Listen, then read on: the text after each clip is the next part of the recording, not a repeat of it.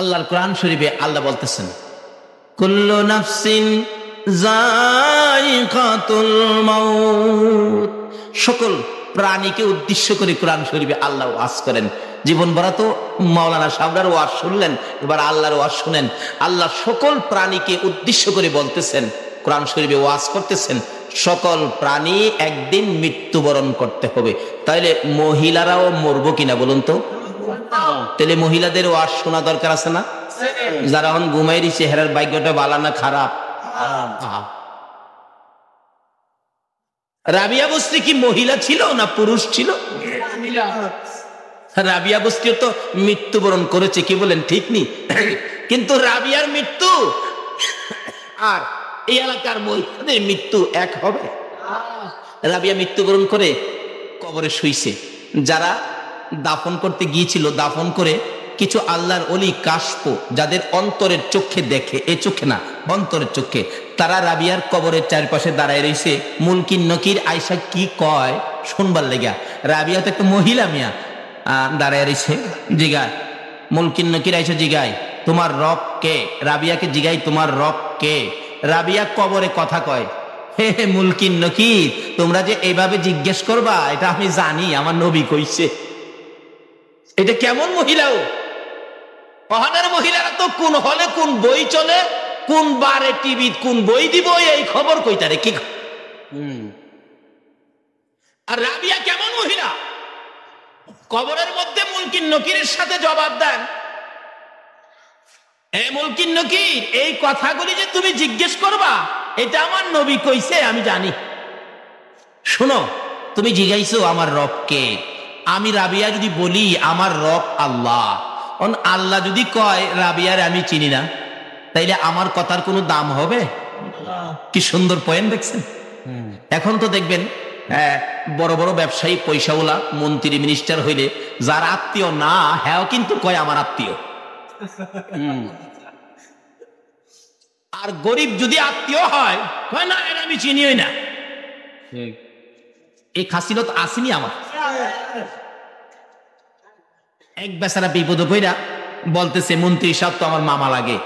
থানার ওসি সাহেব টেলিফোন করলেন, হ্যালো স্যার, এমকটা ছেলে, এমক নাম, এরকম উঁচা নাম্বার, চেহারার গঠন এই, আপনার ভাগিনা অপরাধে ধরাত পড়ছে, আমরা থানায় আনছি স্যার, আমরা কি ছেড়ে দিব? মন্ত্রী বলেন, আমার তো বইনই নাই, বাইগনা হইল কোত্থেকে? কোন কি কাহা? আমার কোনো ভাগনা বাগনি নাই। এই তো ভাগনা হিসাবে পরিচয় দিয়া দিছে মন্ত্রীর। এরকম লোক আছে না বাংলাদেশে?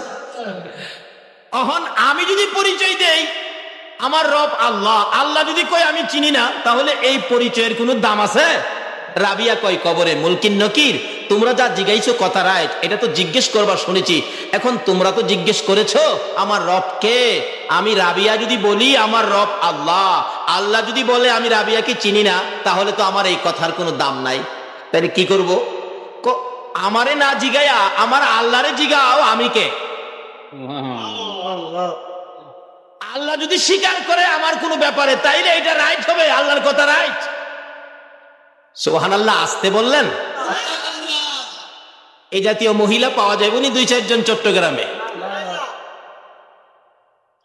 তাইলে আজকের ওয়াজ শুনে মহিলা এই জায়গায় যাওয়া দরকার আছে। বিদায় অনুরোধ করবো মা বোনদেরকে, বাচ্চাদেরকে পিঠে থাপ্পড় দিয়ে ঘুম পাড়ায়া 2টা কোরআন হাদিসের কথা শোনো, কারণ তুমিও তো মৃত্যুবরণ করতে হবে।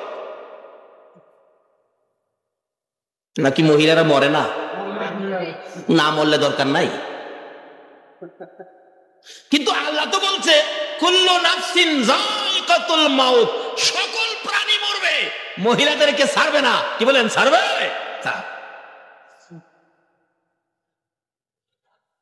আপনারা এখানে কেউ আসেননি যে হুজুর আমি মরবো না? থাকতে পারেন, কিন্তু কাজ হবে না। যত মন্ত্রই পড়েন, মত থেকে বাঁচার কোনো মন্ত্র নাই।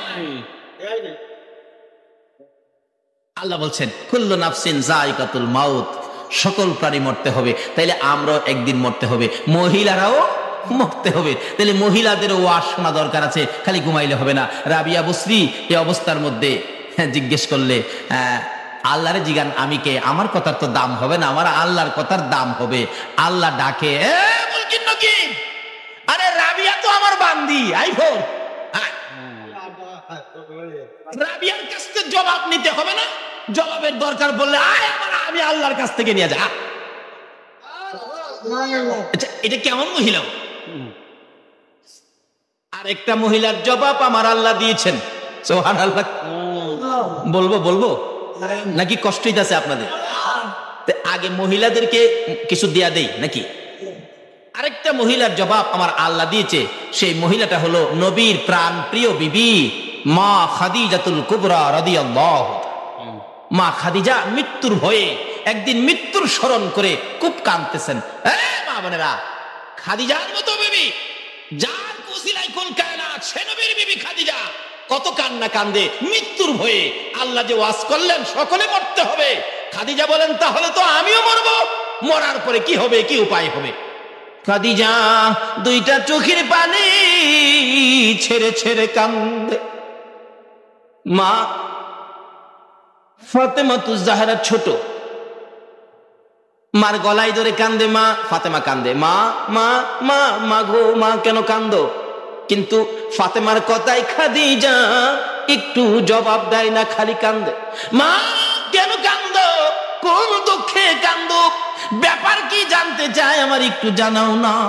ফাতেমা ছোট্ট 8-9 বছর বয়স, থামে না, দৌড়ে গেলেন, আবু আবু নবীজিকে ডাকতেছে।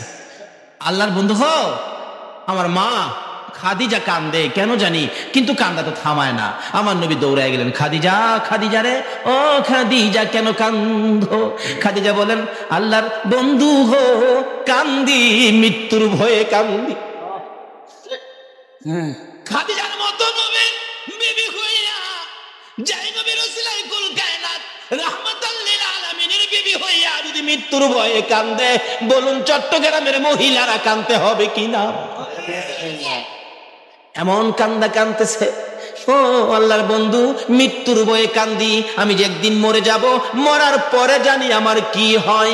আমার নবী বলেন, খাদিজা যেহেতু আমি তোমার পক্ষে আছি, আমি তোমার জন্য কথা বলবো, এত কান্দা তোমার কান্দতে হবে না, আমি রাসূল তো তোমার পক্ষে আছি। বলুন তো, রাসূল কারো পক্ষে থাকলে তার কোনো ভয় আছে?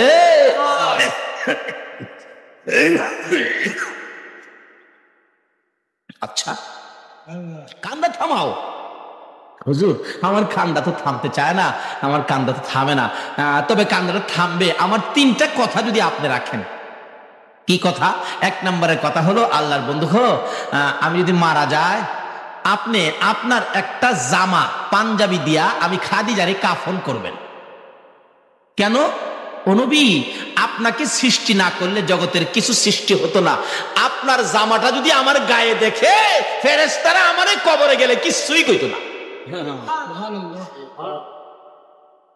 নবীর প্রতি কত মহব্বত, কত ভালোবাসা। রাসূল মুস্কি মুস্কি হাসে। খাদিজা এ কি বললা হুজুর, এটার ওয়াদা দেন রাখবেন কিনা? যাও যাও, ঠিক আছে, কারণ বিবিকে তো রাসূল ভালোবাসতেন, কথাটা শুনে রাখলেন। ঠিক আছে, আমি তোমার কথা রাখবো। হুজুর আরেকটা কথা, কি আমার যে কবরটার মধ্যে শোয়া দিবেন, এই কবরের মাটিটা আপনি নবীর পিঠ মুবারক দিয়ে মাটিটা একটু মরাইয়া দিয়ে আসবেন। আমার শুয়াইবার আগে আপনি নবী আগে কবরটার মধ্যে শুইবেন। আচ্ছা ঠিক আছে। 2 নাম্বার। 3 নাম্বার হলো, আল্লাহর বন্ধু হো, আমাকে কবর দিয়া সবাই তো আয়সা পড়বেন, মুলকিন নকির জানি আমাকে কবরে কি প্রশ্ন করে, কি কথা জিগায়, আমি তো এই প্রশ্নের জবাব দেওয়ার সাহস আমি খাদিজা রাখি না, ভয় করতেছে, আমার কাঁদতেছি। ও স্বামী, ও আল্লাহর বন্ধু, ও রাহমাতাল লিল আলামিন, আমার 3য় নাম্বার দাবি হলো, আমার কবরের পাশে আপনি বসে থাকবেন, সব বিদায়ী হয়ে যাবে, মুলকিন নকিরের সোয়ালের জবাবটুকুন আপনি নবী দিবেন। রাসূল বলেন, যাও, তোমার 3টা কথার ওয়াদা দিলাম, আমি তোমার 3টা কথা রাখবো। খাদিজা দুনিয়ার থেকে বিদায় হলে গোসল দিয়ে নবীজির পাঞ্জাবি দিয়া কাফন করেছে। কি ভাগ্য! আল্লাহু আকবার। নবীর পাঞ্জাবি যদি কাফনে থাকে আর কোনো ভয় আছে? আল্লাহ। এক আল্লাহর ওলির জীবনীতে পাওয়া যায়, আল্লাহর ওলিরা কবরে কি হয় দেখে কিনা কন্ত। এক কবরস্থানের পাশে দিয়ে এক আল্লাহর ওলি হাইডা দিতেছে, এমন সময় দেখে এই কবরের মধ্যে আযাব চলছে, ভীষণ আযাব। একটা লোকের কবর দিয়া মানুষ খালি সরে গেছে। মুলকিন নকির এত জুড়ে প্রেসার দিয়ে তাকে প্রশ্ন করতেছে, প্রশ্নে তার শরীর ফাইডারে গেছে, এত করা আওয়াজ। বলতেছে তোমার রবকে। ওই লোকটা খালি কাফে, কোনো জবাব দেয় না। আরেকটা ধমক দিলেন, তোমার রবকে। তিনবার যখন ধমক মারছে, আল্লাহর ওলি দেখতেছে দাঁড়াইয়া, আর ওই কবর থেকে লোকটা বলতেছেন, হে মুলকিন নকির, আমাকে এইভাবে ধমক দিয়ে দিয়ে কথা বলতেছস? তুই আমারে চিনস? আমি তো আখিরি নবীর উম্মত, আর কোনো আমল নাই। আমার মুখে নবীর সুন্নত, সাদা দাড়ি দেখছস? এই লোকটা বলতেছেন, আমার কিচ্ছু আমল নাই, কিচ্ছু আনতে পারি নাই, আমাকে যে ধমক দেস, আমার মুখের মধ্যে তো নবীর সুন্নত আছে, যেই নবী না হইলে তুই হতি না, কিচ্ছু হতো না। আমার তো কিছু নাই, কিন্তু নবীর সুন্নত, দাড়িটাটুকু আমার মুখের মধ্যে, সাদা দাড়িটা আছে, এই নবীর সুন্নত দেখে তোর কি আমারে ধমক দিতে ভয় করে না? আমি না খারাপ অন্যায়কারী, মুখের মধ্যে তো নবীর সুন্নত আছে, যে নবীর ওসিলাই সব। মুলকিন নকির থম খায়া গেছে, কয় কি রে খোদা গো, এ কি কয়? ধমক দিতে চায়, তোমার বন্ধুর দাড়ির দোহাই দিলে আমার আল্লাহ কয়, মুলকিন নকির রে, আমি যার খাতিরে এত কিছু করেছি, সেই বন্ধুর দোহাই যখন দিছে, আর কিছু দেখতে চাই না, দাড়িটার খাতিরে আমি তারে মাফ করে দিলাম। যা, এত বড় পাপীকে যদি নবীর সুন্নাহ সাদা দাড়ির ওসিলাই মাফ করে দিতে পারে, আর এই নবীর জামা মুবারক যদি খাদিজার গায়ে থাকে, বলুন তো মুলকিন নকিরের সাহস আছে কথা বলতে? একটা কিছু নিয়ে যান যেটা নবীর পছন্দের, কবরে যাওয়ার আগে একটা কিছু নিয়ে যান যেটা নবীর পছন্দের। আচ্ছা, তিন কথা রাখলাম। জামা দিয়ে কাফন পরাইলেন, যে কবরে শোয়াবেন, রাসূল আগে নাইমা কবরকে বললেন, কবর, আমার বিবি খাদিজা আইতাছে, খুব ভয় পায় রে, খাদিজা খুব ভয় পায়। রাসূল বলে দিলে বলুন তো শুনবে কিনা? দেখছেন, ঢাকা যাইব চট্টগ্রাম থেকে, চাচা ঢাকা যাইব, তো বাবা বলতেছেন, আব্দুল মান্নান, আমার ছেলেটা ঢাকা যাইব, তো সাথে নিয়ে যা, কারণ হ্যাঁ একা যাইতে ভয় পা, একা যাইতে ভয় পা, তুই সাথে নিয়ে যা। বলুন তো চাচার কাছে যদি বাবাই বইলা দিয়ে আসে, বারবার খালি খেয়াল রাখতো না বাতিজা খই ঠিক মতো আছে কিনা? তা আমার নবী বইলা দিছে মাটির কাছে, এ কবর, আমার খাদিজা রে, আমার খাদিজা কবরের ভয় পায় রে, ও কবরের মাটি, আমার খাদিজা কবরের ভয় পায়, আমি রাসূল বলে দিয়ে গেলাম, একটু খেয়াল রাখিস। শোয়াইলেন, মাটি দিলেন উপরে, মাটি দিয়ে কমপ্লিট করে রাসূল বলতেছেন, সবাই চলে যাও। কবরে মাটি দিয়া আমরা কি কবরের পাশে থাকি? একজন আরেকজনকে কি বলি আমরা? কবর ছাড়েন, কবর ছাড়েন, তাড়াতাড়ি ছাড়েন, মুলকিন নকির আসবে। আসলে আপনি ভাববেন না কবর ছাড়লে আসে, কবর যদি নাও ছাড়েন তবু মুলকিন নকির আসবে। রাসূল বলেন, সাহাবীরা রে, কবর ছাড়ো, তোমরা কবর ছাড়ো। সাহাবীরা কবর থেকে দূরে যায়, আমার নবী চোখের পানি ছেড়ে ছেড়ে কবরের দিকে আগায়। সাহাবীরা বলেন, ইয়া রাসূলুল্লাহ, আমাদের কি দূরে সরাইয়া আপনি কেন কবরের পাশে আগাইতেছেন? আমার নবী বলেন, সাহাবীরা রে, তোরা যা রে, আমার খাদিজার সাথে আমার কথা ছিল, মুলকিন নকিরের সওয়ালের জবাব আমি রাসূল দিব। মুলকিন নকিরের সওয়ালের জবাব দিতে আমার খাদিজা ভয় পায়, আমি কথা দিয়েছি খাদিজার সাথে রে, মুলকিন নকিরের সওয়ালের জবাব আমি রাসূল দিব, তোমরা সরে যাও। সবাই সরে গেলেন, রাসূলের কথাই সবাই সরে গেলেন। আমার নবী খাদিজার মাথার পাশে, কবরের পাশে বসে আছেন। 2 মিনিট পার হয়ে যায়, 4 মিনিট পার হয়ে যায়, 5 মিনিট পার হয়ে যায়, আধা ঘন্টা পার হয়ে যায়, মুলকিন নকির আসে না। ভাই সাহেব, মুলকিন নকির কবরে কয়দিন পরে আসে?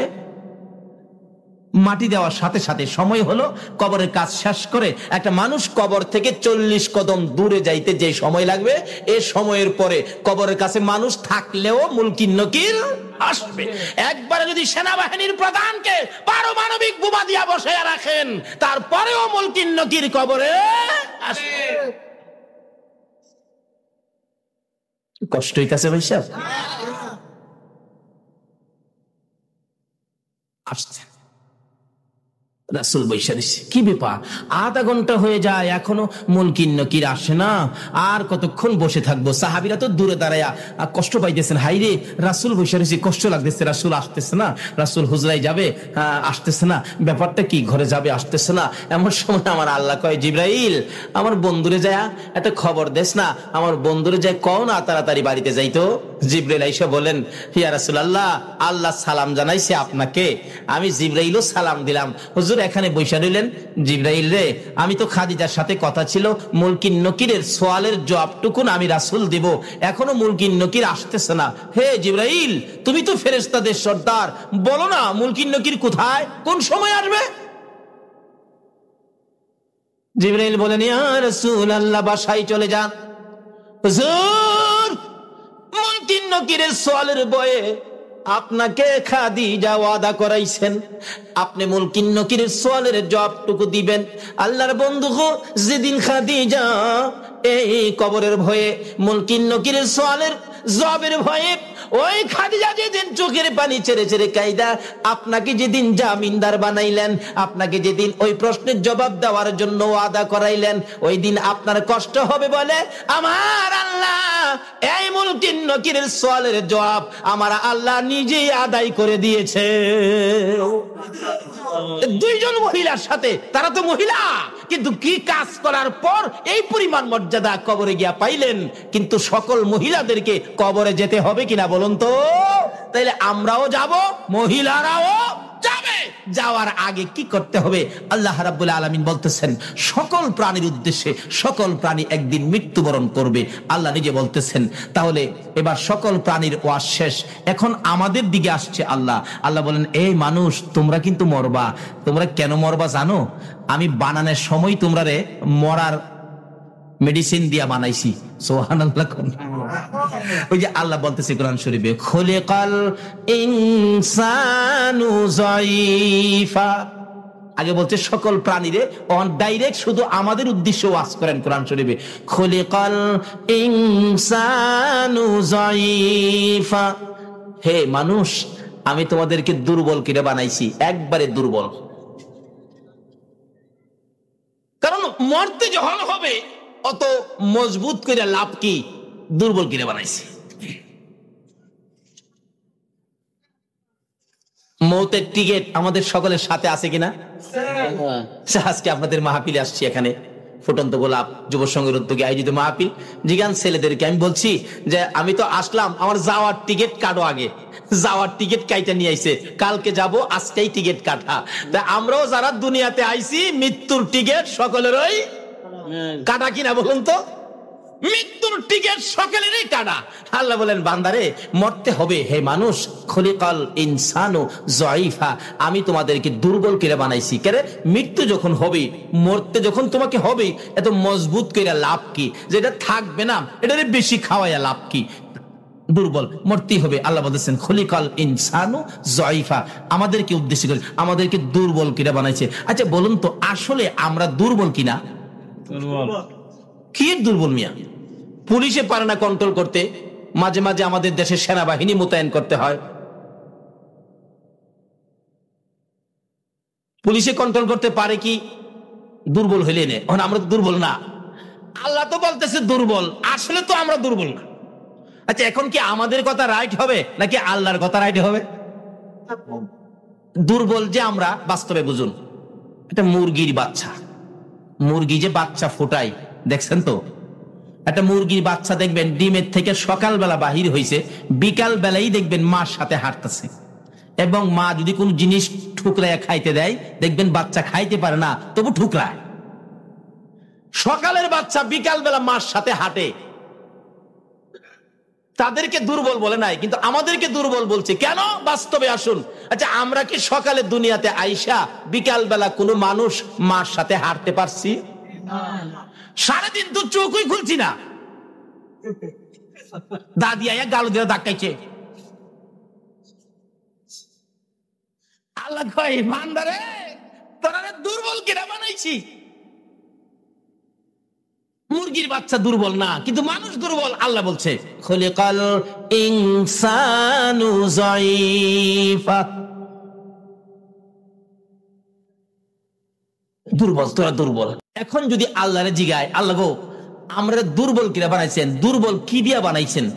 এখানে গ্রাম এলাকার লোকজন অবশ্যই থাকতে পারেন। ছোটকালে আমরা কিন্তু একটা খেলা খেলতাম, ঠুলি মুসি দিয়া বালু বাতা খেলতাম ছোটকালে আর কি। আপনারাও খেলছেন কিনা জানি না। আর না খেলার তো কথা না, বাচ্চারা তো সবাই ছোটকালে খেলে। গ্রাম এলাকাতে ঠুলি মুসি দিয়া বালু বাতা রান্না বাড়া করে, আবার ছোট গেলে ঘরও বানায়, ঘর বানায় ছোট গেলে ঘর। এই ছোট গেলে যে গ্রাম এলাকাতে বাচ্চারা খেলার সময় ঘর বানাইতো, এই গড়ের পালা খিলা কি দিয়া দিত আপনারা কি কেউ বলতে পারবেন? গড়ের পালা খিলা কি দিয়া দিত? শোলা, পাটখড়ি শোলা দিয়া। আর গড়ের ছানি দিত কচু পাতা, না হয়তো কলা পাতা। এই কচু পাতা, কলা পাতা, শোলার পালা দিয়া বানায়া এই ঘরে আমরা খেলতাম ছোটকালে। প্রশ্ন আসতে পারে যে হুলার পালা দিয়া কেন? এটা খেলার ঘর তো, 2 ঘন্টা বা 3 ঘন্টা পরে এটা ভাই গেলাম, বিদায় এটা নরম করে বানাইছি। আচ্ছা, আপনাদেরকে প্রশ্ন করলে যে ঘরটা কিছুক্ষণ পরে ভেঙে ফেলবেন, এই জন্য ঘরের পালা হইলো শোলা, পাটখড়ি দিয়া বানাইছেন দুর্বল কিরা। আল্লাহ বলেন বান্দারে, তোমরা যখন যেটা ভাই গেলাইবা দুর্বল কিরা হুলার পালা বানাইছো, আমিও তোমরা মৃত্যুবরণ করবা দেখিয়া আমিও তোমাদের দুর্বল কিরা বানাইছি। অহন আপনাদেরকে জিগাইছি ছোট্ট ঘরটা কি দা বানাইছেন? হোলা দিয়া। আল্লাহরে লন্না জিগায়, আল্লাহ গো আমরা যে তুমি ভেঙে দিবা, মৃত্যুবরণ করব, আমরা তুমি কি দিয়া বানাইছো? আল্লাহ তুমি কি দিয়া বানাইছো বলো? আল্লাহ জবাব দিবেন, ইন্না খালাকনাল ইনসানা মিন নুতফা। আমার আল্লাহ বলেন বান্দারে, আমি শোলার চাইতে আরো নরম এমন এক জাতীয় জিনিস দিয়া তোমাকে বানাইছি দুর্গন্ধযুক্ত। ইন্না খলাকনাল ইনসানা মিন নুতফা, একবারে নাপাক, একবারে দুর্বল, একবারে নরম জিনিস দিয়া তোমাকে বানাইছি। কাজেই তোমার একদিন মৃত্যুবরণ করতে হবে, এই মৃত্যুর থেকে বাঁচার ক্ষমতা তোমার নাই। তাইলে খুদা গো এবার লন জাগাত যায়, আমরা যখন মইরেই যামুগা এখন কি করতে হইব কোন? খালি বাড়ি ঘরেই করবেন না? আল্লাহ কি বলতেছে, কি করতে হবে বান্দা শুনো। তখন তো আমরা এইদিকে খেয়াল নাই, খালি বলি বাড়ি একটা করছি, আরেকটা দরকার। পোলা আছে 5টা, বাড়ি লাগবো 5টা, নিজের লাগবো 1টা, 6টা। মিস্ত্রি সাহেব পোলা থাকে 2টা লন্ডন, টাকার অভাব নাই, 2টা থাকে আমেরিকা। পোলারা দেশে আসবে, ফার্নিচার বানানোর দরকার। মিস্ত্রি কি কাঠের ফার্নিচার ভালো হবে? দেখবেন মিস্ত্রি বলবেন, চাচা একবারে একটা ঘুণ কাছে আসতে পারবে না, সেই কাঠটার নাম হইল সেই গুণ। কোন গুণ? ঘুমায় দিচ্ছেন আপনারা? যে কাঠের কাছে গুণ আসে না, সে কাঠটার নাম কি? গুণ। মহাজন বললেন মিস্ত্রি যত টাকাই রাখো যাতে গুণের আদরে এমন কাঠ, সেগুনের ফার্নিচার ঘর বললেন। এর চেয়ে সাজ সরঞ্জাম আর বাকি নাই, সব ঘর সাজাইলেন। আবার 5 বছর পরে মিস্ত্রির সাথে দেখা, মিস্ত্রি সাহেব আপনার পরামর্শে যে কাঠে ফার্নিচার বানাইছিলাম, একটা ফার্নিচারেও একটা ঘুণ এই পর্যন্ত ধরতে পারে নাই। তোমার কথা রাইট। আমার আল্লাহ বলেন, ও দুনিয়ার মানুষ, এমন কাঠ দিয়া ফার্নিচার বানাইছো 5 বছর পরেও একটা গুণে ধরে নাই। কিন্তু তোমার ফার্নিচারে গুণে ধরে নাই, তোমার বিল্ডিং এর মধ্যে জং পড়ে নাই, ময়লা পড়ে নাই, কিন্তু তোমার মধ্যে যেন গুণ 2 গেছে। তোমারে কিন্তু গুণে ধরে নাইছে, সব ঠিক আছে, কিন্তু তুমি বিদায়। অনেক সময় দেখবেন বাড়ির গেটে নাম লেখা আছে আব্দুল মালিক, জিজ্ঞেস করলে মালিক সাহেব কোথায়? বাচ্চা দেখে নাইসা কয়, কাকে খুঁজেন? মালিককে। কোন মালিক? ওই যে গেটে লেখা। ও খবর রাখেন নাই?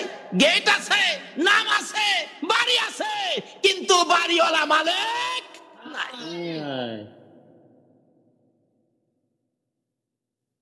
সব থাকবে, আমরা থাকবো না। সেই ওয়াজ কোরআন শরীফে আল্লাহ করতেছেন। কেন বান্দারে এত কিছু করলি, কিন্তু এই জায়গায় যাও, কোন জায়গায়? তোমার যে মরতেই হবে, মরার মন্ত্র দিয়া তোমাদেরকে বানাইছি। তাহলে এখন আমরা কি করতে হবে? আল্লাহ গো আমরা এখন কি করব? আল্লাহ আমাদের জবাব দিচ্ছেন, ওমা খালাকাতুল জিন্না ওয়াল ইনসা ইল্লা লিয়াবুদুন। এই মানুষ আর জিন শোনো, আমি তোমাদেরকে বানাইছি একটা কারণে, সেই কারণটা হলো ইল্লা লিয়াবুদুন, তোমরা আমি আল্লাহর ইবাদত করবে। তাইলে আমরা মৃত্যুর আগে কি করার জন্য আল্লাহ বলছে বলুন তো? কি করতে হবে? সকলে বলতে হবে, কি করতে হবে? কার ইবাদত করতে হবে? না বুশের, মন্ত্রীর, চেয়ারম্যান সাহেবের? কার ইবাদত করতে হবে? আমরা বানাইছে কে? কোন আল্লাহ? যার জমিনে থাকি, যার আকাশ থেকে বৃষ্টি পায়া আমাদের হৃদয় ঠান্ডা হয়, ফসলে বরকত হয়, যার নদী নালা সাগর থেকে আমরা মাছ ধরে ধরে খাই, লবণ উড়াইয়া খাই,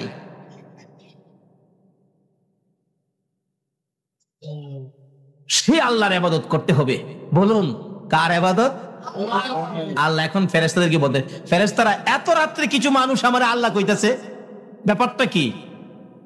ফেরেশতারা কই, খোদা গো, তারা এখন বলতেছে তোমার ইবাদতের কথা, তোমার ইবাদত বলে করা দরকার। তোমার আল্লাহ কিয়া ডাক দিয়া বলতেছে আল্লাহর ইবাদত। আল্লাহ কই, তারা কি আমার আল্লাহ কইছে? কহ কইছে তো। তাহলে আমার যে আল্লাহ কইয়া ইবাদতের কথা স্বীকার করছে, এই পর্যন্ত তো ইবাদত করতে পারে নাই। এই পর্যন্ত ইবাদত না করার কারণে যা গুনাহ হয়েছে, এই যে ইবাদতের জন্য স্বীকার করে আমাকে আল্লাহ বলে ডাক দিয়েছে, এই পর্যন্ত যা গুনাহ ছিল আমি আল্লাহ সব মাফ করে দিলাম। এখন থেকে যদি আমরা ইবাদতে শরীক হয়ে যাই তাহলে কি পাবো? আসুন সামনে বাড়ি।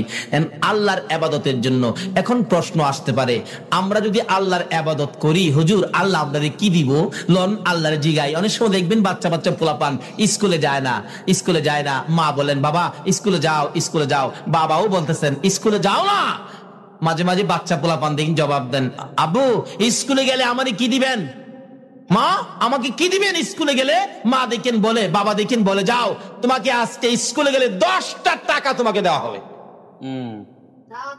বাচ্চা মাকে স্কুলে যাইলে কি দিবেন প্রশ্ন করলে মা যদি জবাব দেয় 10 টাকা দিবে। আমরা আল্লাহর ইবাদতের জন্য আল্লাহ বললেন, আমরা যদি ইবাদত করি আল্লাহ কি দিবে? সকলে মিলে লন আল্লাহর জিগাই, আল্লাহ গো আমরা তোমার ইবাদত করলে তুমি আমারে কি দিবা কও?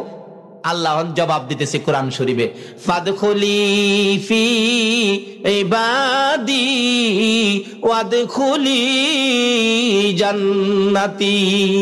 জোরে জোরে কোন সুবহান। আমার আল্লাহ জবাব দেন, আজকের মাহফিলের আমার আদরের বান্দারা শোনো, মার কাছে যখন ছেলে প্রশ্ন রাখে স্কুলে যাও, স্কুলে গেলে কি দিবা? মা তোমাকে 10টা টাকা দিল। আমার কাছে যখন প্রশ্ন রাখছো আমার ইবাদত করলে তোমরা আমি আল্লাহ কি দিব প্রশ্ন রাখছো, বান্দারা রে জবাব নিয়ে যাও। ফাদখুলি ফি ইবাদি ওয়াদখুলি জান্নাতি। বান্দারা রে তোমরা যদি আমি আল্লাহর ইবাদতের মধ্যে ঢুকো, কথা দিলাম আমি তোমাদেরকে 10টা পৃথিবীর সমান একটা জান্নাতের মধ্যে ঢুকাইবো। এই ওয়াদাটা কার? এখন কিভাবে ইবাদত করবেন? ইবাদতে যেই বেজাল, খাস করে বাংলাদেশে কি বলেন, এক হুজুর কয় এমনে, আরেক হুজুর কয় হেমনে, এক পিসাব কয় এমনে, আরেক পিসাব কয় হেমনে, অনেক সময় ফিরে ফিরে লাগা বইটা। এখন যদি প্রশ্ন করি প্রভু গো আমরা কিভাবে ইবাদত করে জান্নাতে যাব, আমার আল্লাহ তাও ফায়সালা করে দিচ্ছেন, আমাই ইউতির রাসূল ফাকাদ আতাল্লাহ। তোমরা আমার রাসূলের কথা মতো ইবাদত করো, আরে নবীর কথা মানবে যারা হবে জান্নাতি। কন্যা নবীর কথা মানবে যারা হবে জান্নাতি। না মানিয়া আবু জাহেল হইল দুঝুকি, না মানিয়া আবু জাহেল। নবীর কথা মানবে যারা হবে জান্নাতি, নবীর কথা মানবে যারা হবে জান্নাতি। না মানিয়া আবু জাহেল হইল দুঝুকি, না মানিয়া আবু জাহেল হইল দুঝুকি। আল্লাহ বলতেছেন জান্নাতে যাইতে গেলে আমার এই নবীর কথা মাইনা কাজ করতে হবে। নবী যেভাবে বলে এটাই হবে জান্নাতি ইবাদত। জোরে কোন সুবহানাল্লাহ। তাই নবীর কথাগুলি মানলে আমাদের লাভ হবে না লস হবে? এই নবীর কথা মানা দরকার আছে কিনা বলুন তো? মানলে আবু বকর, না মানলে আবু জাহেল। আপনারা কি আবু বকর হবেন না আবু জাহেল হবেন? আবু বকর নবীর কথা মানতো কিনা? আল্লাহু আকবার। কিভাবে মানতো দেখেন। আমার নবী একদিন বলতেছেন, আবু বকর, জি, মনে হয় মক্কায় থাকতে পারবো না রে, হিজরত করতে হবে মদিনায়, সঙ্গী হবে তুমি আবু বকর।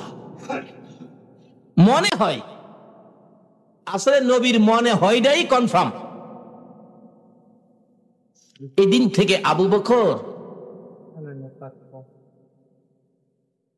রাত্রে এশারের নামাজ পড়ে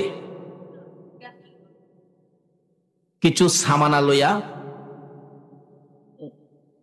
কাদের মধ্যে সামানার বুঝাটা লইয়া দরজার কিনারে দাঁড়ায় রয়েছে। সারা রাত পার হইয়া ফজর আজান পড়ে গেছে, নামাজে চলে গেছে। এইভাবে একটানা 6 মাস পর্যন্ত নবীর কথা মাইন্না, বলুন কার কথা মাইন্না? নবীর কথা। 6 মাস পর্যন্ত দরজা। 6 মাস শেষ যেদিন, রাত্রের বেলা নবী আইসা ডাকতেছে। কেন? আবু জাহেল 40টা বংশ থেকে 40 জন শক্তিশালী যুবক নিয়ে আমার নবীর হুজরা মক্কা নগরীতে আমার নবীর ঘরকে ঘেরাও করেছে। আবু জাহেলের নেতৃত্বে 40 জন যুবক, 40টা বংশের তরবারি হাতে নিয়ে এমন ভাবে ঘেরাও করেছে। আবু জাহেলের নির্দেশ, আমার ভাতিজা যেন এই ঘর থেকে বাহির হইয়া যাইতে না পারে, এই ঘরের মধ্যে ভাতিজাকে শেষ করে দাও। কিতাবে লেখে, যুবকগুলি এইভাবে দাঁড়াইছে ঘরের চারিপাশে, একজনের পিঠের সাথে আরেকজন পিঠ লাগাইছে, যাতে ফাঁকে দিয়া যাইতো না পারে। নবী ঘুমিয়ে আছে, জিবরাইল এসে ডাক, ইয়া রাসূলুল্লাহ, আর ঘুমাবেন না, অবস্থা ভালো না। কি রে জিবরাইল? হুজুর, আবু জাহেলের নেতৃত্বে আপনি রাসূলকে দুনিয়া থেকে বিদায় করে দেওয়ার জন্য চারদিক ঘেরাও করে আবু জাহেলের সঙ্গ ফাঙ্গরা তরবারি নিয়ে দাঁড়িয়ে আছে, আপনাকে যেতে দিবে না। নবী ঘুম থেকে উঠে চিন্তায় পড়ে গেলেন। আমার আল্লাহ ডাক দেয়, বন্ধু গো, আমি আল্লাহ যখন তোমার পক্ষে আছি, কোনো চিন্তার কারণ নাই। একটা কথা আছে না, রাখে আল্লাহ, মারে কে? আচ্ছা, জিবরাইল আমার বন্ধুর হাতে এক মুষ্টি বালি দিলেন। কোরআন শরীফের সূরা ইয়াসিন থেকে একটা আয়াত বন্ধুর কানে খবর দিলেন। হুজুর আয়াতটুকুন তেলাওয়াত করে বালুর মধ্যে ফু দেন। ফু দিলেন, ও আল্লাহর বন্ধু, বালুটুকু ঘরের ভিতর থেকে ছিটাইয়া দেন। আমার নবী ডাকে, এরা জিবরাইল, বালু ঘরের মধ্যে ছিটাইলে বালি কি বাহিরে যাবে? হুজুর, ছিটানোর দায়িত্ব হলো আপনার, বাহিরে নিয়ে এই বালু তাদের চোখে চোখে পৌঁছাইবার দায়িত্ব হলো আমি জিবরাইলের। দয়ালো নবী, প্রেমের ছবি আর আসবে না জগতে। আমার দয়ালো নবী, প্রেমের ছবি আর আসবে না জগতে। হাসর দিনে উম্মত বিনে, হাসর দিনে উম্মত বিনে যাবে না নবীজি বেহেশতে। দয়ালো নবী, প্রেমের ছবি আর আসবে না জগতে। আমার দয়ালো নবী, প্রেমের ছবি আর আসবে না। 63 সাল জিন্দেগি কাছে বলে উম্মতি, 63 সাল জিন্দেগি কাছে বলে উম্মতি, এখনো কান্দে শুয়ে মদিনাতে নবী, এখনো কান্দে শুয়ে মদিনাতে। দয়ালো নবী, প্রেমের ছবি আর আসবে না জগতে। আমার দয়ালো নবী, প্রেমের ছবি আর আসবে না। আসুন, আগে ভারী কষ্ট হইতেছে আপনাদের। আল্লাহ আল্লাহ বলতেছেন, তোমরা আমার এই নবীর কথাগুলি মানো। এই নবীর কথা মানলে কি হবে? জিবরাইল বলেন, ইয়া রাসূলুল্লাহ, এই বালুর মধ্যে আপনি ফু দিয়ে দেন, বালু ডিল মেরে দেন। রাসূল ডিল মেরে দিলে, জিবরাইল, আরবের বালু আমাদের দেশের বালুর মতো নয়, শুধু পাথরের কণা, কাড়াউলা পাথরের কণা, প্রত্যেকের চোখে চোখে 2টা কইরা পৌঁছাইছে। যুবকেরা নবীকে মারবে, তরবারি নিয়ে দাঁড়িয়ে আছে। এখন চোখের মধ্যে পাথরের কণা, খালি চোখের মধ্যে হাত দিয়ে ক্যাসলাই। কি হলো কি হলো কি হলো? এমন সময় একজন বলে, ওই তো রাসূল যাইতেছে গা। আসলে হেরাই হেরা, একজন আরেকজনকে মারা শুরু করছে, মনে করছে রাসূল যাইতেছে, যারে মারছে হেরই ভাই। আমার আল্লাহ বলেন, জিবরাইল রে, হেরা যখন মারামারি লাগছে, এই ফাঁকে দিয়ে আমার বন্ধুরে বের করে দে। রাখে আল্লাহ, মারে কে? আর মারে আল্লাহ, হেরারে আল্লাহ মারে, বাঁচাইব কে? রাখে আল্লাহ নবীরে, মারবে কে? আবু জাহেল একবার নবীরে মারবার লাগিয়া, বুঝছেন, নবীরে মারতো, কই বাতিজা লগে কিছুতেই কুলাইতে পারি না, মেরে যাবো বাতিজারে, কিভাবে মারবো? এই খানে কাবাই চাইতে রাস্তার মধ্যে একটা গর্ত করছে, সারা রাত্রে একটা গর্ত করছে, গর্ত কইরা রাত্রে শেষ ভাগে উপরে দিয়া পাতালতা দিয়া ঢাইকা রেখা, পাতালতা দিয়া ঢাইকা ঘরের মধ্যে বৈশা তাকায় রয়েছে। বাতিজা গর্তে বাইরে রাস্তায় যাইবো তো, এই গর্ত তো আর দেখবে না, পাড়া দিব, গর্তের মধ্যে পড়বে, আমি মাটি দিয়া বাতিজারে বিদায় করে দিব, শেষ। খুশি, রাত্রে ঘুমায় না, খুশি। আমার নবী তো এই রাস্তা দিয়ে যাওয়ার সময় হইলে আল্লাহ কয়, জিবরাইল, আমার বন্ধু তো এই রাস্তা দিয়ে পার হবে, আবু জাহেল গর্ত করছে রে, এই গর্তের উপরে তোর নূরের পাখাগুলো বিছাইয়া দে। নূরের পাখাগুলো জিবরাইল বিছাইয়া দিয়ে রাখছে, নবীজি তো পার হয়ে গেছে। আবু জাহেল কয়, এই তো পড়ছে, তোর গেছে যখন তো অবশ্যই পড়ছে, কিন্তু জিবরাইলের নূরের পাখা দিয়া যে রাসূল পার হইছে তার তো এই খবর নাই। তাই গেছে দেখবার জন্য, যাইয়া গর্তের কিনারে খারুইয়া চাইছিল দেখতো পড়ছে কিনা। পড়তে গিয়া সারা রাত তাই ঘুমাইছে না, তো নিজের তো স্ক্রু বল্টু না ডিলে রইছে, অগমা থাইকা দেখতে চাইছিল, তাই নিজেই একবারে তাউর খাইয়া গর্তের মধ্যে পড়ছে। পইরা গিয়া দেখে বাতিজা তো নাই, আমি চাচা দি। হাই হাই, কি হলো, কি করলাম, কি আর হইলটা কি? সকাল হয়ে গেলে রাস্তার মধ্যে গর্ত দেখলে বলুন তো মানুষ গালাগালি করবে না? হ্যাঁ, কোন হারামজাদারে রাস্তার মধ্যে গর্ত করছে? আইসাই যাই দেহে এই গালি দেয় হারামজাদা। গর্তের কিনারে যাইয়া দেহে সাসাদি। হাই হাই, সাসা আপনি? আগে আমার গালি দিয়া হন, আবার সাসা কস। আল্লাহ কই, তুই গালিও খাইবি, সাসাও হুনবি। শত মানুষ চারদিকে ঘেরাও, হলো নাকি গর্ত কোন, কেন ব্যাপারটা কি? কই কারো কাছে কইস না, আমার বাতিজা লেগে করছিলাম। আল্লাহ কই কারো কাছে কইতো না, আমি আল্লাহ কিয়ামত পর্যন্ত সকলের কাছে কমু। সুবহানাল্লাহ। কোন তো খালি আবু জাহেলের খবর কেন, আদম থেকে ঈসা পর্যন্ত সকল নবী রাসূলের কোন নবীর আমলে কি হইছে না হইছে, আচ্ছা সকল খবর আমরা জানি কিনা কোন? আমার নবী একদিন এই অবস্থায় চোখের পানি ছাইরা বলতেছে, মাবুদ, আদম থেকে ঈসা পর্যন্ত সকল নবী রাসূলের কাহিনী আমার উম্মতে জানে, সকল নবী রাসূলের উম্মতের কাহিনী আমার উম্মতে জানে, সব আমার উম্মতে জানে। অনেক সময় দেখছেন না, মার বাবাই কথা বলতেছে, ছোট্ট বাচ্চাটা কাছে গেছে, মা কই হ্যাঁ সামনে কথা কইও না, হ্যাঁ সামনে কথা কইলে হ্যাঁ যে বাতা পুরা মানুষের কাছে গিয়ে আবার কই দিব। আমার নবী বলেন, প্রভু গো, আমার উম্মতে বাতা ফুরা উম্মতে সকল কাহিনী জানে। আমি নবীর একটা বই লাগি গো, আমার উম্মতের কাহিনী নিয়ে আবার হেরা যায় না ফালা। আমার আল্লাহ কই, বন্ধু গো, তোমার উম্মতের সকল নবী রাসূলের কাহিনী জানাইলাম, কিন্তু তোমার উম্মতের কথা আমি কারো কাছে কমো না। ছেলে যদি অন্যায় করে বাবার কাছে কমো না, মেম্বার সাহেব অন্যায় করেছে চেয়ারম্যান সাহেবের কাছে কমো না, পুলিশ অন্যায় করেছে ওসি সাহেবের কাছে কমো না, মেয়ে অন্যায় করেছে মার কাছে কমো না, কারো অন্যায় আমি কারো কাছে কমো না। অন্য নবী রাসূল জানবে দূরের কথা, তুমি নবী কেউ জানতে দিব না গো। তারা যদি আমার কাছে ক্ষমা চায়, আমি আল্লাহ না জানাই গোপনে গোপনে ক্ষমা করে দিব। কি মজার ব্যাপার, কি যে আমাদের ভাগ্য, আখির নবীর পক্ষে, আখির নবীর উম্মত হইয়া আজকে নবীর পক্ষে মাহফিলে বসে রাত্র কাটাইয়া দিচ্ছি। এর বিনিময় কি দিবি আল্লাহ? আসুন সামনে বাড়ি, আর বেশি সময় আলোচনা আমি করবো না, কষ্ট দেব না। আসুন, রায় তো আর শেষ হই, বেশি আর বাকি নাই। এভাবে আবু জাহেল বলতেছেন, তোরা আমারে গর্তের মধ্যে ফালাইয়া গালি দেস, আবার চাচা কোস আমারে উঠাস না। সকলে কয়, চাচা কারণটা কি কন্যা? করে কারণটা ছিল বাতিজারে জীবনের শেষ বিদায় করে দেওয়ার জন্য এই কারণটা করছিলাম।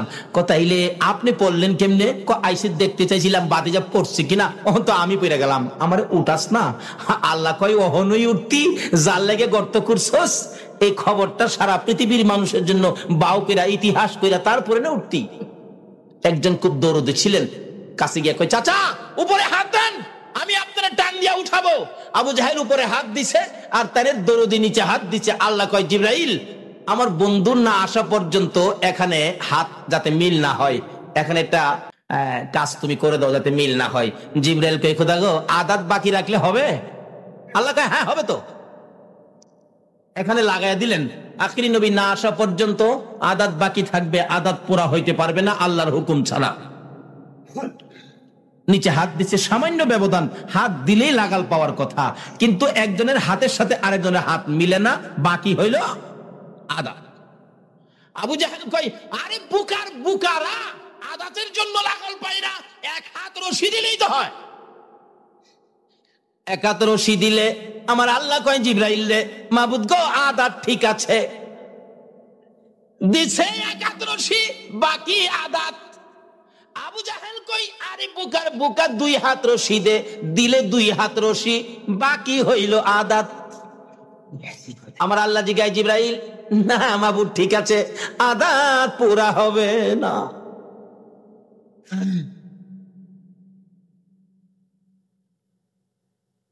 পুরা হয় না। কিতাব বলেন দিতে দিতে 70 গজ 140 হাত রশি দেওয়ার পরেও আদাত আর পুরা হয় না। দেখেন না মাঝে মাঝে দোকানও লেখা থাকে আজ নগদ কাল বাকি। এক বেচারা গরিব মানুষ চাউল কিনতে গেছে, 2 কেজি চাউল নিবে, বাচ্চা কাচ্চা কাঁদতেছে, যায় দেখে লেখা আজ নগদ কাল বাকি। আজকে যখন নগদ বাকি আজকে দিবে না, কালকে দেখা যায় বাকি দিবে, কালকে সকালে এসে নিব। সকালবেলা ডাইকা দোকানতে উঠাইছে, ভাই সাহেব 2 লাখ চাউল দেন। আমি তো আবার চায়া দেহে কি লেখা আজ নগদ। আচ্ছা এইটা ভাই সাহেব, এই নগদ কি জীবনে, এই বাকি জীবনে নগদ হইব? আল্লাহ কয় জিবরাইল বাকি লাগাইছি, আল্লাহ বাকি লাগাইছি আদাত। 70 গজ রশি দেওয়ার পরেও আদাত আর পুরা হয় না। এবার কি করতে পারি? অবশেষে নিচ থেকে আবু জাহেল উপরে তাকাইয়া দেখে, তোরা কারা রে, আর রশি দিস না, আর মাটির নিচে নিস না, মাটির অবস্থা ভালো দেখা যায় না, মন বলে মাটি আমাকে ধরে ফেলবে, আর রশি দিস না। আমার বাতিজা কই রে, আমার বাতিজা সারা উঠাইতে পারবি না। একজনে দৌড়ে যায়, ইয়া রাসূলুল্লাহ আপনার চাচা 70 গজ মাটির নিচে, আমরা যদি হইতাম তাহলে কি করতাম বলুন? 70 গজ, 2-4টা পাথর উপরে ছাইরা দে, শেষ হইয়া যাক, বহু জ্বালা জ্বালাইছে। দয়ার নবী, মায়ের নবী, এত কষ্ট যে নবীকে দিল আবু জাহেল চাচা হইয়া। আমার নবী চাচা বিপদে গর্তের মধ্যে খবর পাইয়া চট করে ঘর থেকে বেরিয়ে যাইতেছে, গর্তের কিনারে যাইয়া ডাকে, চাচা গো এ গর্ত তুমি কার জন্য করছো? এবার জবাব দেন ভাতিজা, আগে গর্তের উপরে উঠাও বলবো। আমার নবী বলেন, চাচা গো আমি যখন আসছি নিশ্চয়ই তোমারে উঠাবো, বলো এই গর্ত কার জন্য করছো? আবু জাহেল বলেন, বাবা রাগ হইও না, এই গর্ত আমি তোমার জন্য করছি। আমার নবী 2টা চোখের পানি ছেড়ে ছেড়ে কান্দে, চাচা চাচা গো এইভাবে আর কত আমার সাথে দুশ্মনী করবা? তুমি না জানো আমার মা নাই, আমার বাবা নাই, তুমি না নিজে আমাকে একদিন ছোটকালে জংলার কিনার থেকে নিয়ে আসছো। নবীজির বয়স যখন 6-এর কম ছিল, একদিন বাবার ব্যথায় কানতে কানতে সন্ধ্যার দিকে বাঘ ভাল্লুকের জংলার দিকে আমার নবী রওনা হয়ে যায়। যাইতে যাইতে যাইতে যাইতে জংলার কাছাকাছি যায়, কানতে কানতে বাবা বাবা কইয়া কান্দে, আব্বু আব্বু কইয়া কান্দে। আবু জাহেল কোত্থেকে যেন আসতেছিলেন ঘোড়া চালাইয়া, কাছে আইসা দেখে বাতিজা কান্দে, দৌড়ে পিছি পিছি যাইয়া ডাকতেছে, বাবা মোহাম্মদ আর সামনে যাইও না, আর একটা কদম সামনে যদি যাও জংলার বাঘ তোমাকে খেয়ে ফেলবে। হ্যাঁ চাচা তুমি না নিজে দেখেছো আমি বাবার ব্যথায় কান্দি, আর তুমি আমাকে উঠাইয়া আমার মার কাছে পৌঁছে দিয়ে না বলেছিলা, আমেনা রে আমি যদি না দেখতাম তোর সন্তানকে জংলার বাগে খেয়ে ফেলতো। আমার মা আমেনা তোমাকে কি বলেছিল? আমেনা এই খবর পাইয়া জবাব দেন, রে আবু জাহেল, না না, আমার এই সন্তানকে জংলার বাগে খাইতে পারবে না। রে আমেনা, তুমি কেমনে জানো খাইতে পারবে না? আমেনা বলেন, আবু জাহেল রে, আমার এই সন্তান যেদিন আমি আমেনার পেটে ছিল রে, একটা জংলার বাঘ আইসা আমাকে কানে খবর দিয়েছিল, আমেনা গো তোমার পেটে রাহমাতাল লিল আলামিন গো আমেনা, জংলার বাঘ আমার পায়ে সালাম করে বিদায় হয়ে গেছে। আবু জাহেল, যে নবী পেটে থাকার সময় জংলার বাঘ আমাকে খবর দিয়া সালাম করে যায়, এই শিশু নবীরে জংলার বাঘে খাবে না। শুধু তাই নয়, আমি একদিন এই নবীকে পেটে লইয়া পেটে থাকা অবস্থায় মাটির কুয়ার থেকে পানি উঠাইতে গিয়েছিলাম। 60-70 ফিট নিচে পানি, আমি বালতির মধ্যে রশি লাগাইয়া পানি উঠাবো। কুয়ার পারে গেলে কে যেন সাফা পর্বতের উপর থেকে ডাকতেছে, জিব্রাইল রে, ও জিব্রাইল, আমার বন্ধুর মা আমেনা পানি উঠানোর জন্য কুয়ার পারে দাঁড়াইছে রে, আমার বন্ধুকে পেটে লইয়া রে জিব্রাইল। এত নিচ থেকে আমার বন্ধুর মা আমেনা বন্ধুরে পেটে লইয়া যদি পানি উঠাই রে জিব্রাইল, আমার বন্ধুর মার কষ্ট হবে। আমেনা আর বালতিওয়ালা রশি নিচে ছাড়বার আগে রে জিব্রাইল নিচের পানিগুলি উপরে উঠাইয়া দে। না রে তুমি, না রে রিসাল, না রে গাউসিয়া, আমরা সে নবীর উম্মত, নবীর প্রেমে রাত্র কাটাচ্ছি, কি যে বকশিশ, কি যে পুরস্কার, এই তো সামনে আইসা গেছে। সংক্ষেপ আলোচনা, এর মধ্যে বিস্তারিত আলোচনা করলে কয়েক রাত্রের দরকার। এবার আমেনা বলতেছেন, ও আবু জাহেল, আমার এই বাবারে জংলার বাগে ধরবে না, নিচের পানিগুলো উপরে উঠা গেছে। অন্য ছেলেরা, অন্য মহিলারা, অন্য লোকেরা যেইভাবে নদীর থেকে পুকুর থেকে কলস বুড়ায়, আমি আমেনা ঠিক সেইভাবে মাটির কুয়ার থেকে পানি বুড়াইয়া কানকে লইয়া যখন গোড়ের দিকে রওনা হইছি রে আবু জাহেল, হঠাৎ করে দেখি আকাশের মধ্যে গুনগুনি শব্দ শোনা যায়। তাকাইয়া দেখি এক জাক পাখি উইরা উইরা আসতেছিল। পাখির সর্দার নির্দেশ দিলেন, রে পাখিরা আর সামনে বাড়িস না, ওই যে দেখ আমেনা দাঁড়াইয়া রইছে। যে আমেনার পেটে রাহমাতাল লিল আলামিন রে পাখিরা, ওই আমেনার উপরে দিয়া উইরা যাইস না রে, বেয়াদবি হবে। এমন সময় দেখি আমেনা ওই কলসি কাঙ্খে লইয়া দাঁড়িয়ে বলতেছেন, ও আবু জাহেল, আমার পেটে রাহমাতাল লিল আলামিন বিদায়, মায়ের কোলে যাহার জন্য হইল সৃজন আকাশ জমিন, সেই নবীর প্রেমে পাগল হরে মুমিন, রহমতেরই দুয়ার খোদা দিলেন খুলে, আমিনা মায়ের কুলে তোরা দেখি যা, আমিনা মায়ের কোলে। আমিনা বলেন, আবু জাহেল রে, আমার এই সন্তান জীবনে কোনোদিন জংলার বাঘ খাইতে পারে না। আমার নবী বলেন, চাচা গো, তুমি তো জানো আমার মা নাই, আমার বাবা নাই, আমার জন্য গর্ত তুমি করেছো, তোমার কি আমার জন্য একটু মায়া লাগে না? চাচা তোমাকে উঠাবো, যদি কালিমা শরীফ তুমি পাঠ করো। আবু জাহেল 70 গজ মাটির নিচ থেকে বলতেছেন, বাতিজা আমি কালিমাটা পড়বো, আমারে মাটির উপরে উঠাও। আমার নবী বলেন, নিচের থেকে পড়ো। না না, উপরে ওইটা পড়বো। আমার নবী নিচে হাত বাড়াইলেন, চাচারে উপরে উঠাবেন। আবু জাহেল নিচের থেকে উপরে হাত বাড়াইবেন। আমার আল্লাহ বলেন, জিব্রাইল রে, আজকে যেন আর বাকি লেখা না থাকে, আজকে বাকি নগদ বানাইয়া দাও। কিতাবে আসছে, নবী হাত দিলে নিচের দিকে, উপরের দিকে হাত বাড়াইলেন। আবু জাহেল 70 গজ নিচের হাত, সঙ্গে সঙ্গে নবীর হাতের সাথে হাত লাইগা যায়। আমার নবী একটানে উপরে উঠাইয়া বলতেছেন, চাচা গো, তুমি না বলেছো উপরে ওইটা কালিমা পড়ে আমার পক্ষে আসবা, চাচা এবার কালিমাটা পড়ো। আবু জাহেল জামার বালু যাইরা ফালাই আর কয়, বাতিজা এত বড় জাদুগির তুমি, আমি আগে জানি না। নাউজুবিল্লাহ কন। আমার নবী বলে, জাদুগির? আবু জাহিল্লা কই, হ্যাঁ রে ফাইলে কি কন, হ্যাঁ রে ফাইলে কি আপনারা খাওয়াইবেন না দাওয়াইবেন, উড়াইবেন না মুড়াইবেন? আবু জাহিল্লা বাপের বেড়া হইলে আসা কি একদিন চট্টগ্রাম ফুটন্ত গোলাপ যুব সংঘের সামনে আয় বেড়া হইলে একদিন।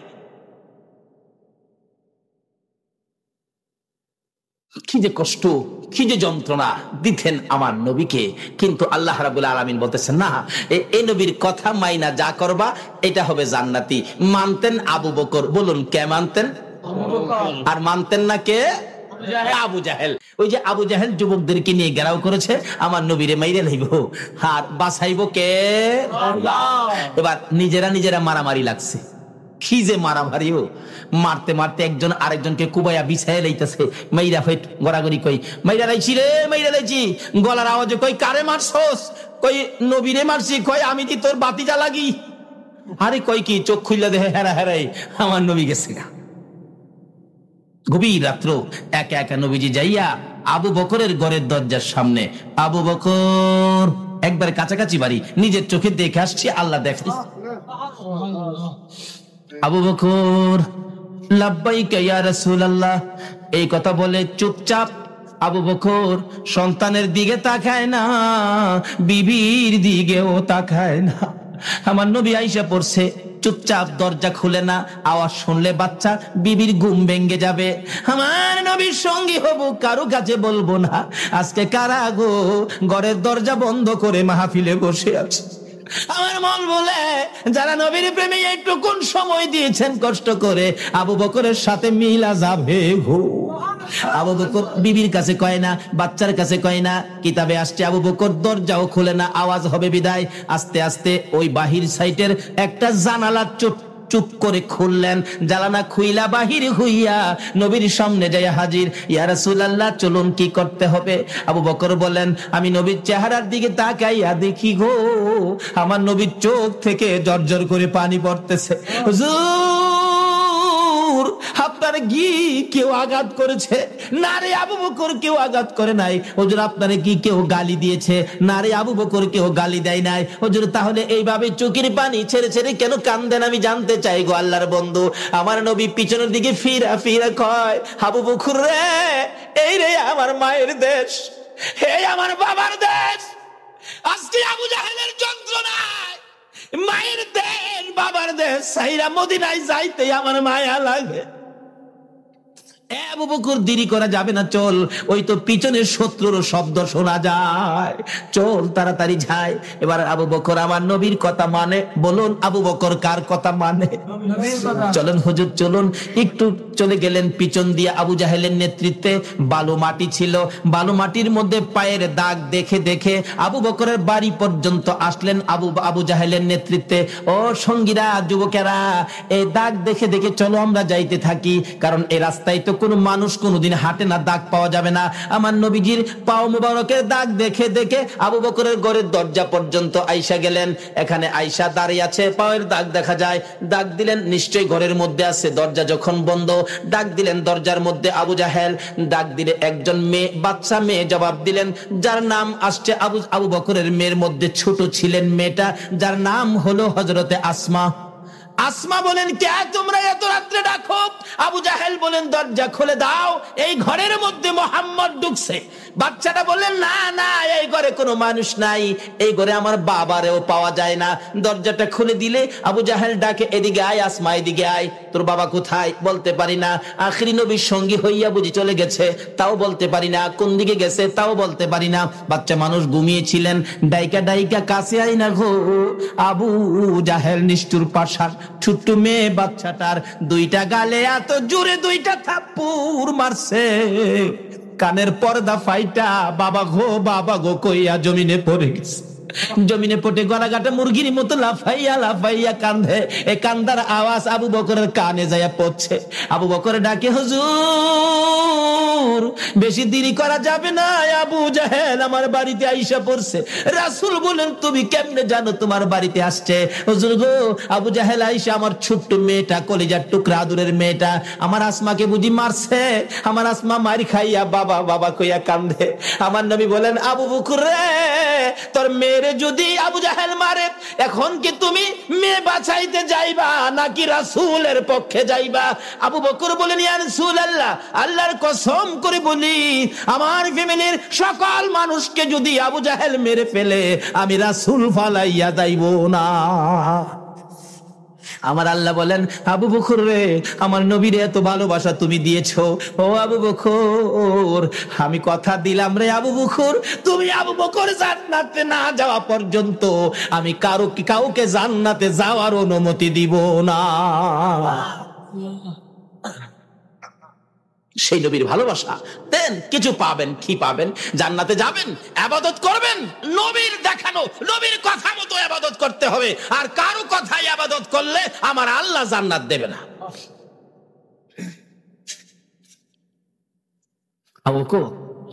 পিছের শব্দ শোনা যায়, আইসা পড়ছে গারে সুর পাহাড়, একবারে মক্কার কাছে। মদিনা যাইতে খালি মক্কা থেকে বাহির হয়েছে নবীজি গারে সুর পাহাড়ে। আমরা তো আগে শুনতাম, আগে ভাবতাম যে হয়তো সমতল রাস্তা দিয়ে হাইটা যাইতে কোনো গর্তের মধ্যে নবীজি আবু বকরকে নিয়ে আশ্রয় নিয়েছেন, কিন্তু না, নবীজি আশ্রয় নিয়েছেন এটা পাহাড়ের উপরে, পাথর, শুধু পাথরের পাহাড়। নবীজি যাইতেছে, এদিক দিয়ে সকাল হইতেছে। আচ্ছা বলুন তো, সকালবেলা যদি পাহাড়ের মধ্যে কেউ নড়াচড়ি করে দেখা যাবে না? কিন্তু পাথরের পাহাড়, কি কুদরত! যারা মক্কায় গিয়েছেন অবশ্যই দেখেছেন গারে সুর পাহাড়টা, এদিক দিয়ে সকল অবস্থান, সকল জায়গা ফর্সা হয়ে আসতেছে, আর নবীজি পাহাড়ে উঠার কারণে পাহাড়টা আন্ধার হয়ে যাইতেছে। এখনো যা দেখবেন গারে সুর পাহাড়টা একবারে কালো পাথরের পাহাড়, একবারে কালো আন্ধার হয়ে থাকে। পাথরকে প্রশ্ন করবেন, পাথর তুমি কালো হয়ে আন্ধার হইলে যে? পাথর জবাব দিবে, রাসূলকে হেফাজত করার জন্য আমি অন্ধকার হয়ে গেছি।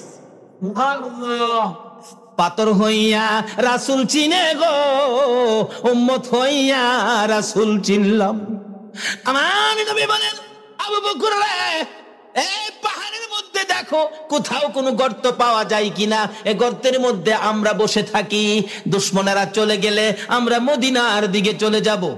আচ্ছা হুজুর, দেখতেছি হঠাৎ দেখে যে পাহাড়ের ফাঁকে একটা সুড়ঙ্গ পথ আছে, এর মধ্যে দুইজন লোক কোন রকম বসতে পারবে। আবু বকর বলেন, হুজুর আমি আগে এর ভিতরে যাইয়া দেখি কোন শত্রু, কোন বিপদ আপদ পোকামাকড় আছে কিনা। ঠিক আছে, যাও, যায় দেখে না পরিষ্কার। রাসূল গো আপনি আসেন। নবীজি ভিতরে ঢুকছেন, এ মুখের উপরে এ পাতা লতা বাহির হইয়া গর্তের মুখটা বন্ধ হয়ে গেছে। মা করাইসা এর মধ্যে জাল বুইনা ফালাইছে, কবুতর আইসা জালের মধ্যে ডিম পাইরা দিছে। কিছুক্ষণ পরে ডিমেতে বাচ্চা বাহির হইয়া চিউ চিউ করতেছে। সুবহানাল্লাহ। তাই সকল প্রাণী আমার নবীরে ভালোবাসা দেয় কিনা বলুন? আল্লাহ বলেন কেন দিবে না? সকল সৃষ্টির কারণ হলো আমার এই নবী, যার কথা মানার জন্য তোমাদেরকে বলেছি। পায়ের দাগ দেখে দেখে কাফের আবু জাহেল বেঈমান সঙ্গীদেরকে নিয়ে আসলেন, কিন্তু পাথরের কিনারে, পাহাড়ের কিনারে আইসা আর পায়ের দাগ পাওয়া যায় না। এখন ব্যাপারটা কি? নিশ্চয়ই এই পাহাড়ের কোথাও আছে। তালাশ করে ঘুরতেছে, ঘুরতে ঘুরতে ঘুরতে ঘুরতে একজন একজন করে একবারে কোনো জায়গা ফাঁকা নাই, এইভাবে দেখতে দেখতে আসতেছে। কিতাবে আসছে নবীজি যেই গর্তের মধ্যে ছিল, এই গর্তের কাছাকাছি আইসা একটা লোক বলতেছেন, সামনে একটা গর্ত দেখা যায় রে, এর মধ্যে আছে। আবু বকর বলেন, ইয়া রাসূলুল্লাহ আর বাঁচা যাবে না। রাসূল বলেন, লা তাহজান ইন্নাল্লাহা মানা। আবু বকর ভয় পাও না, ঘাবড়ায়ো না, আল্লাহ আছে আমাদের সঙ্গে। বলুন কে আছে? আল্লাহ কি খালি নবীর সঙ্গেই থাকবে? নবীরে যারা ভালোবাসবে তাদের সঙ্গে থাকবে না? তো করতে করতে একটা ছেদ্রু বন্ধ করা রুমাল কোলায় না, পায়ের মোটা আঙ্গুলটা দিয়ে ছেদ্রু বন্ধ করে দিলাম। রাসূল ঘুমাইতেছে। একটু পরে এই গর্তের মধ্যে একটা সাপ ছিল, নবীকে দেখার জন্য 6 মাস বসে রয়েছে।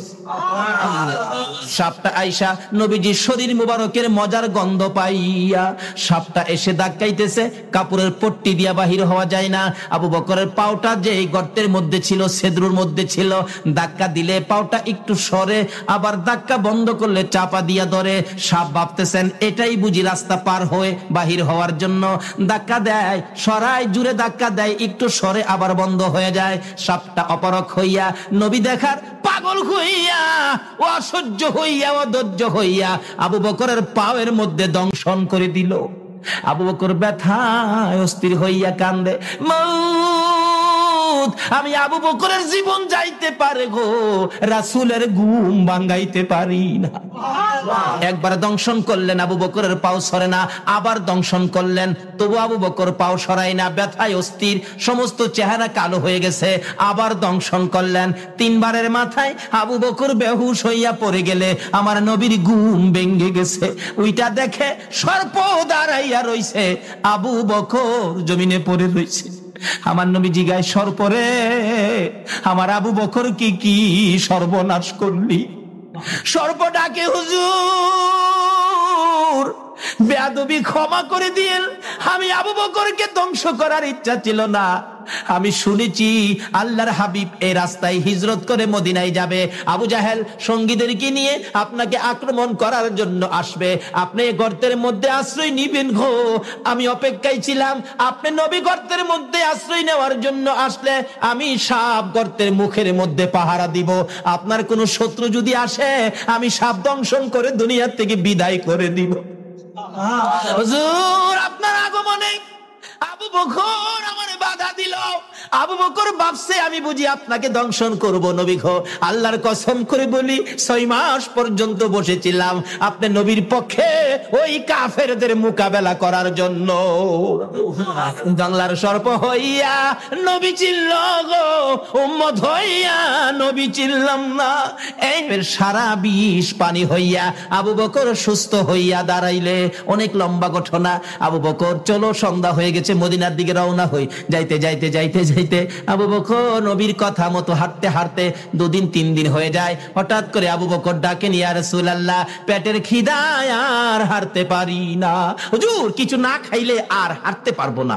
আবু বকর বলেন, কই খাবি? এখানে তো কোনো বাড়িঘর নাই, শুধু মরুভূমি, কই খাবি? হুজুর তাই তো, বাড়িঘর তো দেখা যায় না, খালি তো মরুভূমি, কই খাবো?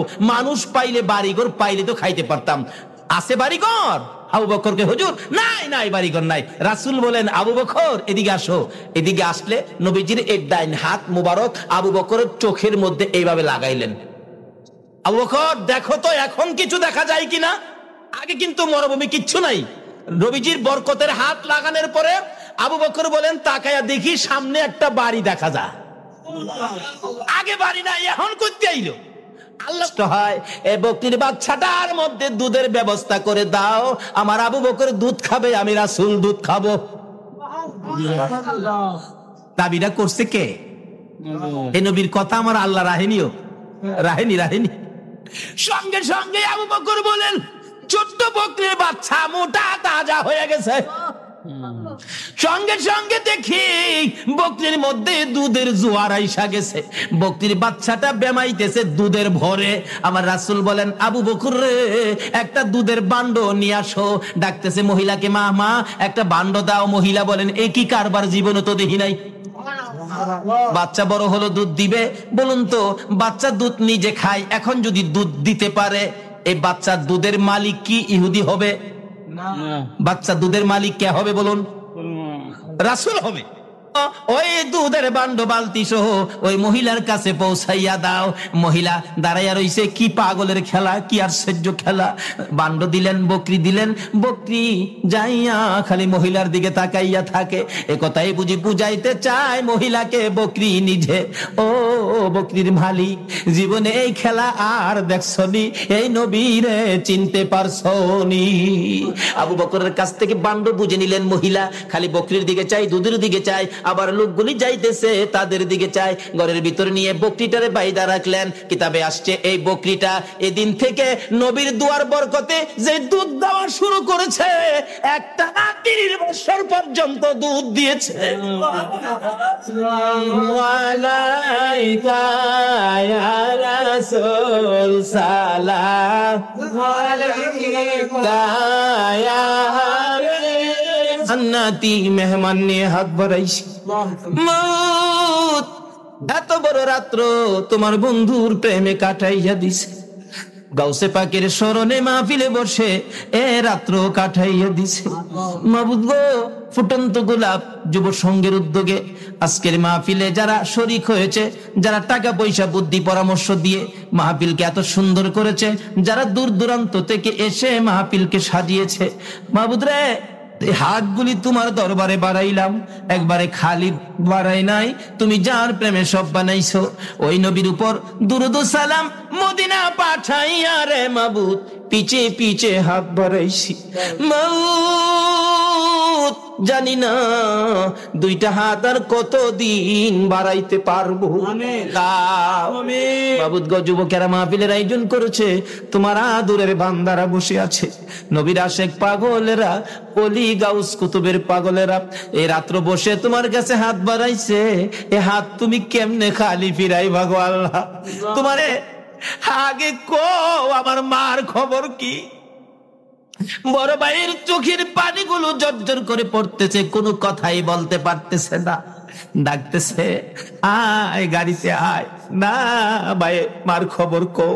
মার খবর কয় না, কানতে কানতে জমিনে পড়ে গেছে, দৌড়া যাইয়া বাবার পায়ে পড়ে গেছে। বাবা গো, ও বাবা, ভাই কিছু কয় না, তুমি বলো আমার মার খবর কি? ইল্লাল্লাহু মুহাম্মাদুর রাসূল সাল্লাল্লাহু আলাইহি ওয়াসাল্লাম।